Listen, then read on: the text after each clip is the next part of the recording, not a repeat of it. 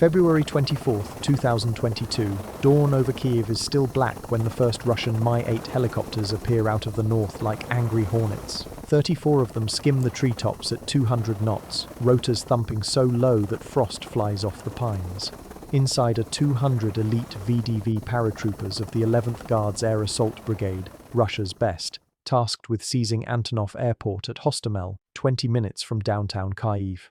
The plan is simple and breathtaking. Land, secure the runway, bring in Il-76 transports loaded with thousands more troops, then roll into the capital before Zelensky can finish his morning coffee. Moscow calls it a 3-day special military operation. The world is about to learn how wrong they are. The Ukrainians see them coming. A single National Guard brigade, barely 400 men with Laws and Stugner anti-tank missiles, has been rushed to the airfield overnight after leaked intelligence warns of the airborne assault. They dig in around the control tower and the giant An-225 Mriya hangar, the world's largest aircraft sitting like a sleeping whale. At 6:47 a.m., the first wave of helicopters flares over the runway, door gunners raking the tarmac with PKT machine guns, paratroopers fast rope into waist-high snow, while Mi-24 gunships circle like vultures. What follows is 48 hours of pure mayhem. Ukrainian defenders, outnumbered 10-1, fight with the fury of men defending their own backyard. A Stugner team hidden in a drainage ditch knocks out 3 helicopters in the first 10 minutes, flaming wreckage crashing onto the runway and blocking the very landing zone Russia needs. Russian commanders, expecting a walkover, watch their timetable collapse.